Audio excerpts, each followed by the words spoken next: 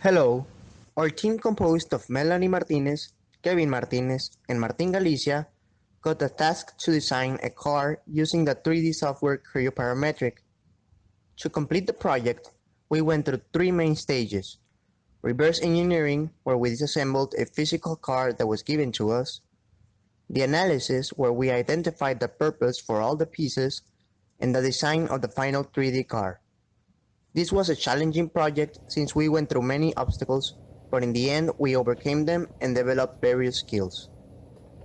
The purpose of this project was to design a body for a radio control car that was provided. This new body should be based on the way Local Motors designed the Stratey, which was the first 3D printed car to be fully functionally sticking to the concept. We designed a body that could hold all the components without the need of a chassis to hold everything in place. The design was later sectionated in order to be 3D printed, as the dimensions were too big for the printers that we had available.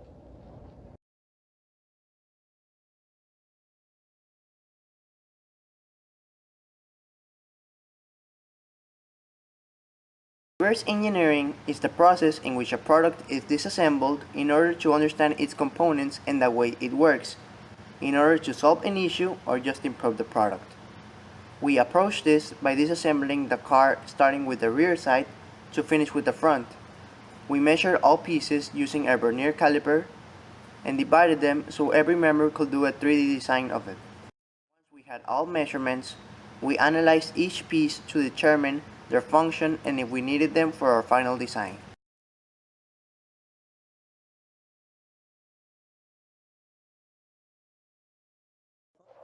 The shock tower function is to support the components of the transmission in place. This piece was designed in order to hold most of the transmission's components, as well as to hold a body mount that was later on used to secure the cover of the car.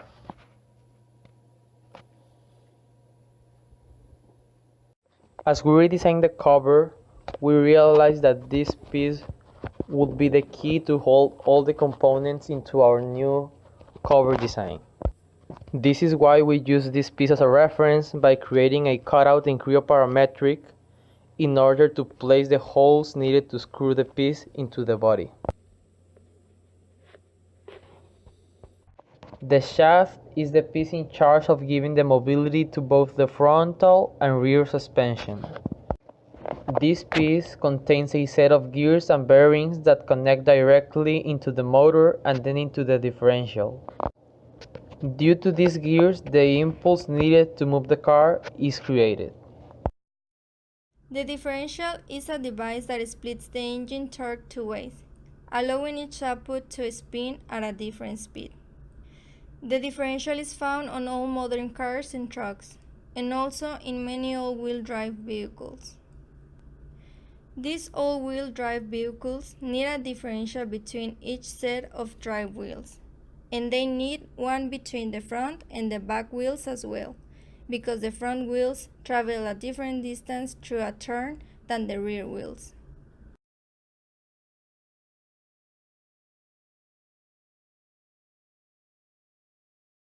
The suspension is a crucial part of any car.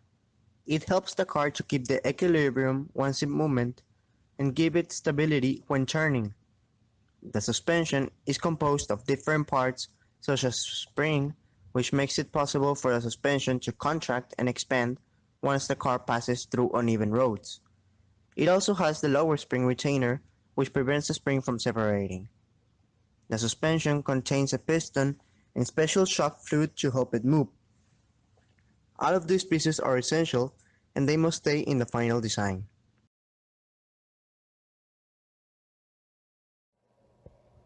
The servo increases the steering response of the Apex car. It is designed to create a 180 degrees movement. This creates the steering movement of the wheels by using a dog bone to connect the servo and the transmission. To maintain the original functionality of the part, the servo was used in the design of our car. The servo used in the car was designed at a smaller scale of a steering mechanism.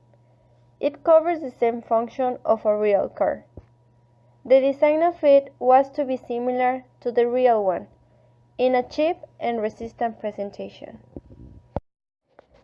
The gearbox protects the differential and the gears of the shaft. In a real car, the function is the same. It protects the gears, which are selected by a system of rows and levels operated by the gear lever. Due to the components inside the gearbox, the speed and torque moves from a rotating power source to another device. The chassis is a big platform used to hold all the pieces inside the car. It is big enough to hold the battery and the servo, as well as the shaft, gearboxes, and the electric wiring. Since our design is made from cutouts on the bottom, the chassis will not be needed. Therefore, its 3D design can be skipped. The chassis top plate is the component in charge of protecting the most important systems of our Apex car. These systems are the shaft, the differentials, and the motor. In addition to its protection purpose, this component is used to attach the shock towers and the gearbox into an assembly that was later on screwed into our Apex body.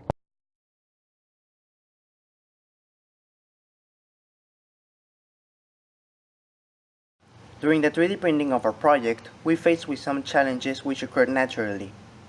The 3D printers available for use presented some issues when loading or printing the filament.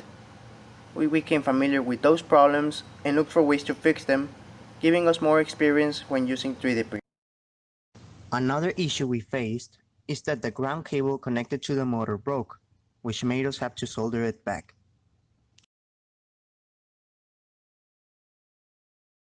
The first designs we made were far from the desired one, meaning that we had to correct them and print them again. This design was the first body printed.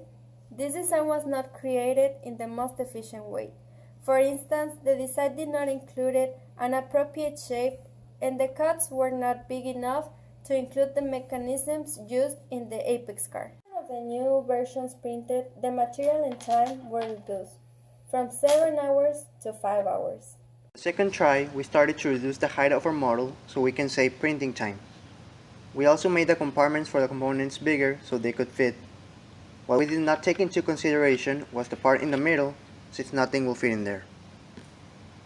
For our third trial, we decided to come out with a new design for our Apex car.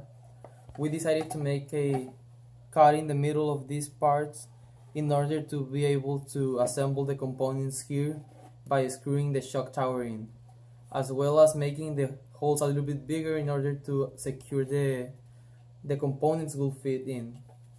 In addition, we decided to add these shafts and holes here in order to assemble these two pieces, but a mistake was made.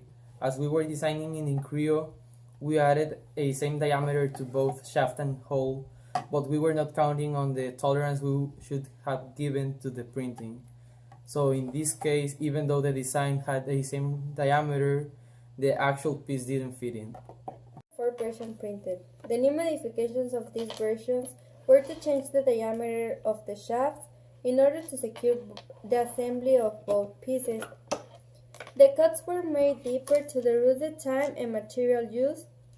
We also make bigger this cut to assure the suspension will fit. To be assured that the cut for the shock tower worked, we started to make empty spaces bigger so the electric components could fit better.